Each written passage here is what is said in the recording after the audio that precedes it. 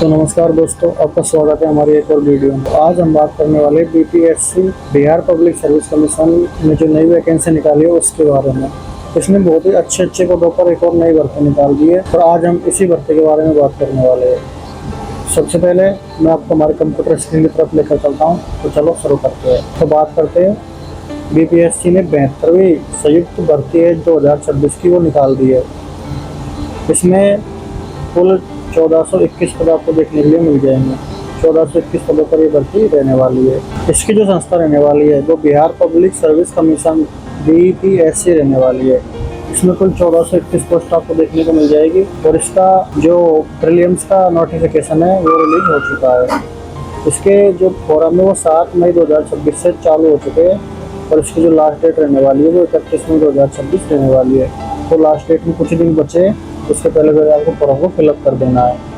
इसकी जो एग्ज़ाम की डेट है वो भी नोटिफाई नहीं की है। जैसे नोटिफिकेशन आएगा मैं आपको सबसे पहले अपडेट कर दूंगा। इसमें अगर एज की बात करें तो जो जनरल की एज है 20 वर्ष से लेकर 37 वर्ष के बीच में रहने वाली है और इसमें आवेदन शुल्क आपका 100 रुपये रहने वाला है। इसमें एज में अलग अलग तरह से छूट मिलती है, वो उसकी बात अपन आगे करेंगे। चलिए, तो इसमें ग्रेजुएशन अगर आपने कर रखी है तो आप इस फॉर्म को फिलअप कर सकते हैं। इसकी ऑफिशियल वेबसाइट की बात करें तो bpsc.bihar.government.in पर आप जाकर इस फॉर्म को फिलअप कर सकते हैं। तो इसमें जो वैकेंसी है कैटेगरी वाइज कितनी है मैं आपको बता देता हूँ।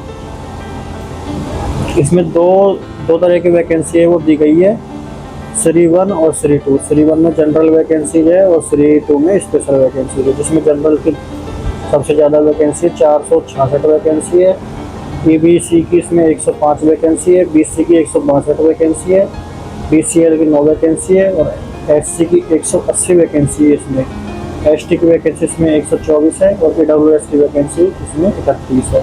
टोटल इसमें 1077 वैकेंसी आपको देखने के लिए मिल जाती है। अगर श्री 2 स्पेशल की बात करें तो इसमें जनरल के लिए 49 वैकेंसी है और ईबीसी के लिए 11 वैकेंसी है, बीसी के लिए 17, इसमें 1, एससी के लिए 20, एसटी के लिए 15 और ईडब्ल्यूएस के लिए 4। टोटल 117 वैकेंसी आपको इसमें देखने के लिए मिल जाती है।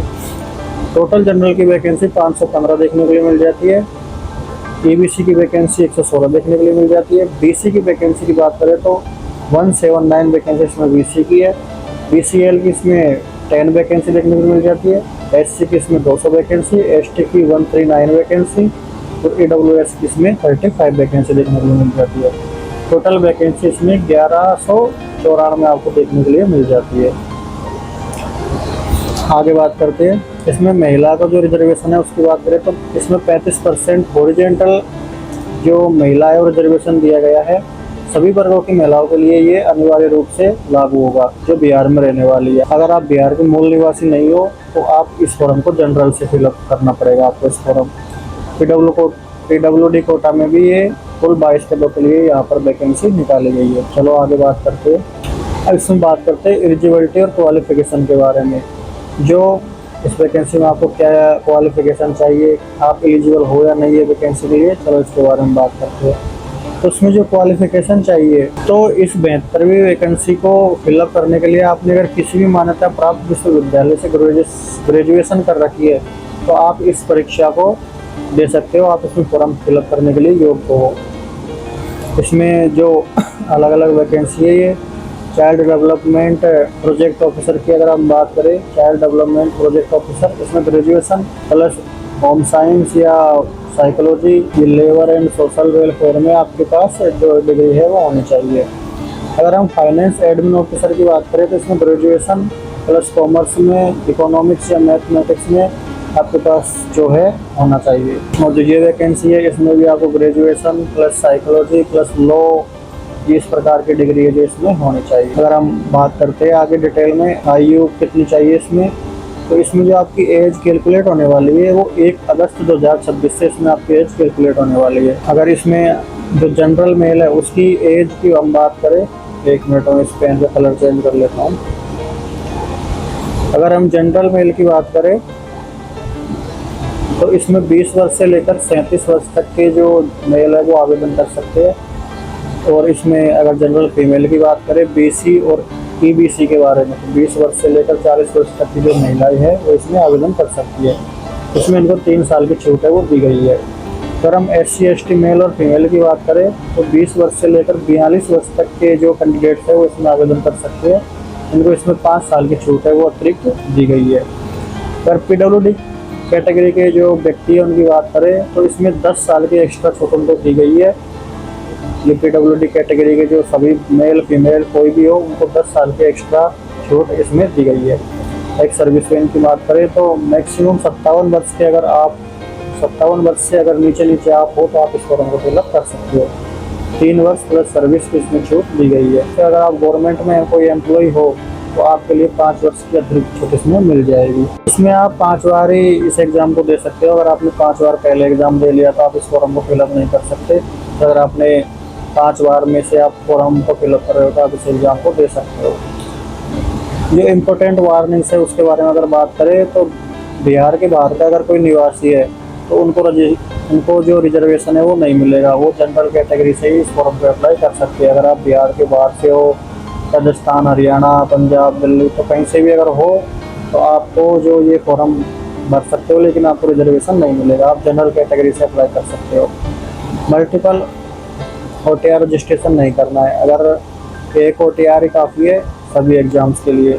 मल्टीपल OTR से जो फॉर्म है वो आपको रिजेक्ट हो जाएगा। आपको एक नंबर से एक बार ही रजिस्ट्रेशन करना है, एक बार ही OTR कंप्लीट करना है। उसके बाद आप चाहो जितने फॉर्म इस OTR से भर सकते हो। श्री 1 और श्री 2 के लिए अलग अलग एप्लीकेशन में फॉर्म आपको भरना पड़ेगा और उनके लिए अलग अलग ही फीस आपको पे करनी पड़ेगी।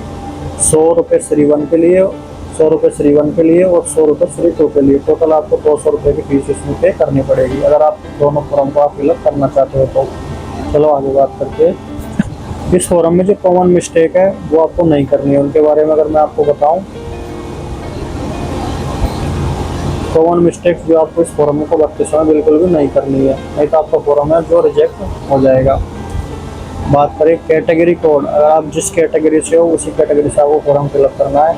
बिहार में जो OBC कैटेगरी है उसको BC के नाम से जाना जाता है और EBC अलग होता है। रिजर्वेशन कोड आपको केयरफुली भरना है, बाद में वो चेंज नहीं होगा।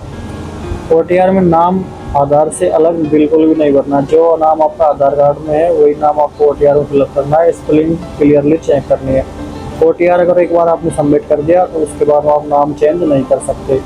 आधार के बिल्कुल सेम नाम भरे, स्पेलिंग भी आपको चेक करके भरनी है।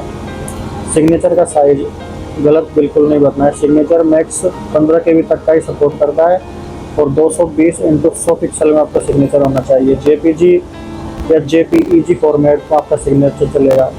साइज बड़ी होने पर अपलोड फेल हो जाएगा। आपको साइज है वो 15 KB से नीचे रखनी है और उसका 220x100 पिक्सल में इसका साइज रखना है। डेट ऑफ बर्थ गलत नहीं भरना है। सिर्फ 10वीं की मार्कशीट के अनुसार ही आपको डेट ऑफ बर्थ भरना है और वही वैलिड होगी। और कोई अदर डॉक्यूमेंट्स आपका आधार कार्ड, पैन कार्ड के हिसाब से जो आपकी डेट ऑफ बर्थ है वो मान्य नहीं होगी। ओनली 10th की मार्कशीट के अनुसार आपकी डेट ऑफ बर्थ मान्य होगी। मोबाइल, ईमेल किसी और का नहीं भरना है। अपना स्वयं का फ़ोन नंबर भरना है, स्वयं का ईमेल ID भरना है। जब तक जिस दिन आप फॉर्म भरोगे उस दिन से लेकर जब तक आपका फाइनल रिजल्ट आता है तब तक आपका वही मोबाइल नंबर रहने वाला है और वही ईमेल ID रहने वाली है। तो आपका जो कॉन्टैक्ट नंबर है वो आपको वैलिड भरना है। तो अपना ही फ़ोन नंबर और अपनी ईमेल ID इसमें फिलअप करनी है जिससे आप हमेशा अपडेट रह सके। एक से अधिक OTR नहीं करने, मैंने बताया आपको। मल्टीपल अगर आप OTR करते हो रजिस्ट्रेशन करने के लिए और एप्लीकेशन रिजेक्ट हो जाएगा। OTR एक ही काफ़ी है सभी एग्जामों के लिए। आगे बात करें, श्री 1 और श्री 2 का एक ही फॉर्म आपको नहीं भरना है। दोनों के लिए अलग अलग फॉर्म आपको फिलअप करने हैं। अगर आप अलग अलग फॉर्म भरना चाहते हो तो दोनों की अलग अलग फीस ही आपको पे करनी है। 100 रुपये तो श्री 1 की लगेगी और 100 रुपये श्री 2 की फीस इसमें होने वाली है। टोटल 200 रुपये की फीस इसमें होने वाली है। ऑब्जेक्शन सब्जेक्ट गलत नहीं भरना है। अगर आप FAO या CDPO, ASO ये सभी पोस्ट, स्पेशल जो पोस्ट है उनके लिए आपको सब्जेक्ट भरना कंपलसरी है। तो उसको सही तरीके से चूज करने के बाद ही आपको जो सब्जेक्ट है वो उसमें फिलअप करना है, वरना आपका फॉर्म कैंसिल हो जाएगा। डॉक्यूमेंट्स और PDF आपको इसमें डॉक्यूमेंट्स अपलोड करने पड़ेंगे। वो 100 KB से ज़्यादा के डॉक्यूमेंट्स नहीं होने चाहिए। सभी डॉक्यूमेंट्स PDF फॉर्मेट में अपलोड होंगे उनकी साइज मैक्सिमम 100 KB तक की ही मान्य होगी। और सीन क्वालिटी, अगर आपका जो डॉक्यूमेंट का साइज ज़्यादा हो रहा है तो उसकी क्वालिटी कम करके आप 100 KB तक की मैक्सिमम फाइल इसमें अपलोड कर सकते हो। 3 जो सबसे बड़ी गलती है जो लोग बात करते हैं इसमें, वो मैं आपको बता दूँ। कैटेगरी कोड बिल्कुल ध्यान से भरना है, नहीं तो आपका जो सारी मेहनत है वो बर्बाद हो जाएगी, बाद में कैटेगरी चेंज नहीं होगी। OTR में नाम बिल्कुल सही भरना है, आधार कार्ड के जैसा बिल्कुल सेम टू सेम, स्पेलिंग भी क्लियरली चेक करनी है। डेट ऑफ बर्थ सिर्फ 10वीं की मार्कशीट के अनुसार ही भरनी है और कोई भी डॉक्यूमेंट्स के अनुसार आपकी डेट ऑफ बर्थ है वो मान्य नहीं होगी। केवल 10वीं की मार्कशीट के अनुसार ही आपको डेट ऑफ बर्थ फिलअप करनी है। ठीक है, इन बातों को ध्यान रखना है। चलिए अब आगे बढ़ते हैं। अब बात करते हैं कि इसमें आपको क्या क्या डॉक्यूमेंट्स चाहिए फॉर्म को फिलअप करने के लिए। तो डॉक्यूमेंट वेरिफिकेशन की भी आप इसमें बात करेंगे। इसमें आपको आधार कार्ड चाहिए। OTR में आधार कार्ड नंबर देना बहुत ज़रूरी है, उसके बिना OTR वो आपका सक्सेसफुल नहीं होगा। अगर आप बिना आधार के इस फॉर्म को भरोगे तो जिस दिन आप एग्ज़ाम देने जाओगे उस टाइम बायोमेट्रिक के टाइम आपको 200 रुपये एक्स्ट्रा पेमेंट करना पड़ेगा। उसके बाद में 10वीं की मार्कशीट के अनुसार ही आपको डेट ऑफ बर्थ होनी चाहिए, उसी के अनुसार आपकी डेट ऑफ बर्थ वेरीफाई होगी। ग्रेजुएशन की डिग्री, आपके पास जो ग्रेजुएशन की डिग्री है जो आप होनी चाहिए। अपेयरिंग कैंडिडेट्स इसमें अप्लाई कर सकते हैं। Category certificate, SC ST BC जितनी भी कैटेगरी है उनका सर्टिफिकेट आपके पास होना चाहिए। और ये लास्ट डेट, जो फॉर्म की लास्ट डेट है उससे पहले का सर्टिफिकेट आपके पास होना चाहिए। उसके बाद में बात करें डोमिसाइल सर्टिफिकेट, अगर आप बिहार के मूल निवासी है तो आपके पास ये सर्टिफिकेट होगा। SDM या SDMS फॉर्म। 5वां है डोमिसाइल सर्टिफिकेट, ये आपके बिहार के मूल निवासी होने का दावा करता है, SDMS को जारी करता है। ये आपके पास होना चाहिए अगर आप रिजर्वेशन लेते हो तो। अगर ये आपके पास नहीं है तो आप जनरल कैटेगरी से आपको फॉर्म को फिलअप करना पड़ेगा। EWS सर्टिफिकेट आपके पास होना चाहिए। जो EWS कैंडिडेट्स हैं उनके लिए 26 फरवरी 2019 के अनुसार आपका ये वैलिड होना चाहिए। आप देख लेना, 26 फरवरी 2019 के अनुसार वैलिड होना चाहिए। सिग्नेचर JPEG फॉर्मेट में होना चाहिए। 15 KB से अधिक का साइज नहीं होना चाहिए। और ये पिक्सल आप देख सकते हो 220x100 में ये पिक्सल होना चाहिए और बिल्कुल साफ साफ क्लियरली वो दिखना चाहिए, नहीं तो दिक्कत आ सकती है आपके फॉर्म में। PWD अगर कोई कैंडिडेट है तो उनका सर्टिफिकेट आपके पास होना चाहिए, जो अपने CM जारी करते हैं वो आपके पास होना चाहिए। डॉक्यूमेंट वेरिफिकेशन में अगर बात करें क्या क्या ज़रूरत पड़ेगी तो ये 10th 12th और ग्रेजुएशन की मार्कशीट इसमें लगेगी। ओरिजिनल सर्टिफिकेट सारे, Aadhaar card, voter ID normal document verification में चाहिए। ये मेन चीज़ है जो आपको मैंने बता दी। सिग्नेचर कैसे अपलोड करना है, डॉक्यूमेंट्स में कितना साइज रखना है, OTR में आधार नंबर बिल्कुल सही भरने हैं। चलो आगे बढ़ते हैं। अब बात करते हैं जो सबसे इम्पोर्टेंट टॉपिक है, इसमें सिलेक्शन प्रोसेस कैसा रहने वाला है, कैसे हमारा इसमें सिलेक्शन होगा, कैसे इसमें टेस्ट होंगे, कितने क्वेश्चन आएंगे, माई नेगेटिव मार्किंग है या नहीं है, ये सारी बात इसमें हम करने वाले हैं। जो ये BPSC की जो 72वीं वैकेंसी है इसमें 3 स्टेज में आपका प्रोसेस है वो रहने वाला है। 3 स्टेज में आपका सिलेक्शन प्रोसेस है वो रहने वाले है। अगर बात करें स्टेज 1 की तो इसमें सबसे पहले आपके प्रीलिम्स के एग्जाम होंगे। तो 150 क्वेश्चन का आपका पेपर होगा, 150 उसके नंबर होंगे और 2 घंटे का वो पेपर होगा। 5 आपके ऑब्जेक्टिव है वो इसमें आपको दिए जाएंगे और 1/3 की इसमें नेगेटिव मार्किंग होगी। 5 इसमें ऑप्शन दिए जाएंगे। जो 5वां ऑप्शन होगा वो आपको, अगर आप क्वेश्चन को खाली छोड़ रहे हो तो आपको 5वां ऑप्शन फिलअप करना होगा। अगर आप 5वां ऑप्शन भी फिलअप नहीं करोगे तो वो आपका क्वेश्चन वो गलत माना जाएगा और उसमें 1/3 की नेगेटिव मार्किंग काउंट होगी। सेकंड जो आपका स्टेप रहने वाला है वो मेंस एग्जाम होंगे। वो आपको रिटन टेस्ट उसमें देना होगा जिसमें 100 नंबर की हिंदी, GS फर्स्ट 300 नंबर की, GS सेकंड 300 नंबर की, आपका इसमें EG भी 300 नंबर का होगा और जो ऑप्शनल है वो भी इसमें 300 नंबर का होगा। उसके बाद में जो स्टेप 3 है वो आपका इंटरव्यू है। इंटरव्यू 120 मार्क्स का रहने वाला है। पर्सनैलिटी टेस्ट होगा और मेंस पास करने के बाद आपको इंटरव्यू में बुलाया जाएगा। अगर हम बात करें कि इसमें मेरिट है वो कैसे बनने वाली है तो मैं आपको बता दूं, जो फाइनल मेरिट का जो फॉर्मूला है वो मेंस के आपके 900 मार्क्स, जो आपका मेंस एग्जाम होगा उसमें से आपके 900 मार्क्स जुड़ेंगे और इंटरव्यू के 120 मार्क्स इसमें जुड़ने वाले हैं। टोटल 1020 मार्क्स में आपकी जो फाइनल मेरिट है वो बनने वाली है। आप इसमें जैसा स्कोर करोगे उसी प्रकार के आपकी इसमें मेरिट है वो निकल कर आएगी। तो इसी के बेस पर आपका सिलेक्शन है वो होने वाला है। प्रीलिम्स एग्जाम की अगर हम बात करें कि इसमें क्या पैटर्न रहने वाला है, उसकी मैं थोड़ी डिटेल आपको बता दूँ।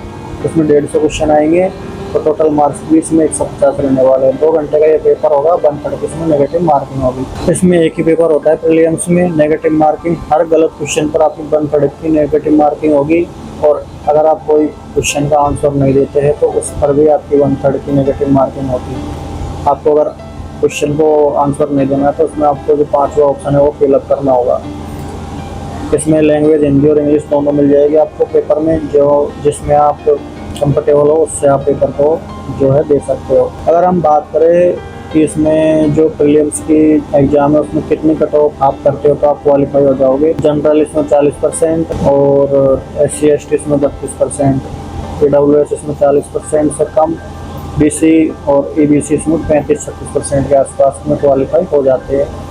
ये सिर्फ स्क्रीनिंग टेस्ट होगा, इसमें से आपकी फाइनल मेरिट है वो नहीं जुड़ने वाली। फाइनल मेरिट आपकी मेंस एग्जाम से होनेगी, ये बात आपको ध्यान रखनी है।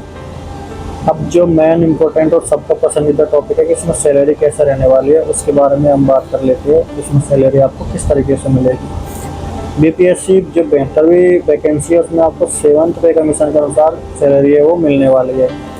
इसमें अगर हम बात करें 9th लेवल की पोस्ट है, SDO, DSP, रेवेन्यू ऑफिसर, जो इस प्रकार की इसमें जो वैल्यूएबल पोस्ट है उनकी बेसिक पे की अगर हम बात करें तो वो 53,000 रुपये से लेकर 1.5 लाख 2 लाख के आसपास रहने वाला है, जो 7th पे कमीशन के अनुसार है।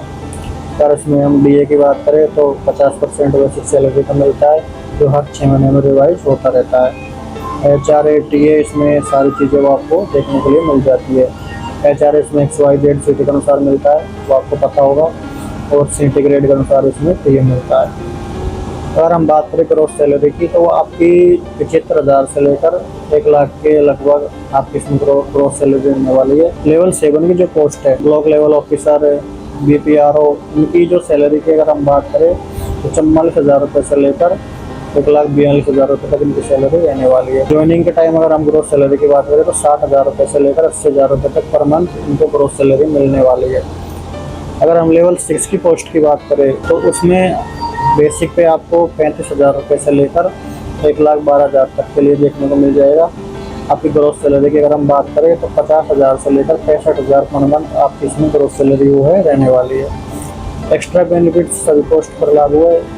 Medical facility, pension, leave benefits, government quarter, ये सारी चीज़ें आपको इसमें मिल जाती है।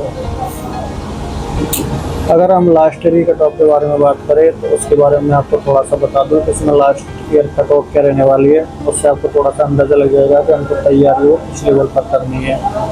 तो जो 71वीं इसमें वैकेंसी आई थी उसके बारे में हम बात करेंगे। एक्सपेक्टेड कट ऑफ है, ये कोई मैं फिक्स नहीं बता रहा, ऊपर नीचे हो सकती है। जनरल मेल है, उसकी कट ऑफ इसमें 75 से 80 मार्क्स के बीच में रहने वाली है। आपको सिलेक्शन लेना है तो आप 90+ मान कर चलो। अगर आप 90+ स्कोर करते हो तो आपका सिलेक्शन पक्का हो जाएगा मेरे हिसाब से। बात करें BC EBC मेल के बारे में, 70 से लेकर 75 मार्क्स, 82+ वाले अपना सिलेक्शन कन्फर्म मान कर चल सकते हैं। SC के बारे में 60 से 65, ST की बात करें तो 55 से 60, और जनरल फीमेल की बात करें तो 68 से 73, और EWS की अगर बात करें तो 72 से लेकर 76। ये देख सकते हो, इसमें आपका सिलेक्शन है वो लगभग हो जाना चाहिए।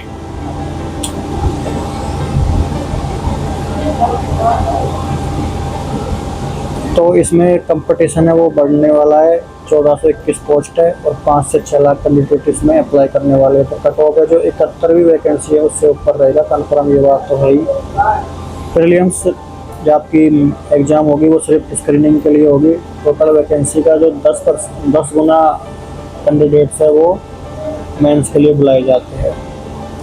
सेफ स्कोर की अगर हम बात करें तो इसमें 90+ जनरल के लिए सेफ स्कोर है, 82+ BC और EBC के लिए सेफ स्कोर है, 70+ SC ST के लिए सेफ स्कोर है, और 83+ इसमें जनरल फीमेल के लिए सेफ स्कोर मान कर चल सकते हो आप।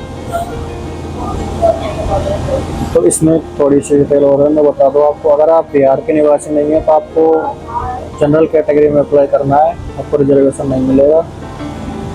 यही है और सारी चीज़ तो मैंने आपको बता दी। अगर दोस्तों अगर आपको वीडियो पसंद आई है तो इस वीडियो को एक लाइक करें और चैनल को सब्सक्राइब जरूर करें। आपकी एक लाइक हमें मोटिवेट करती है अगली वीडियो बनाने के लिए। नौकरी न्यूज़ हिंदी को सब्सक्राइब जरूर करें। धन्यवाद। जय हिंद, जय भारत।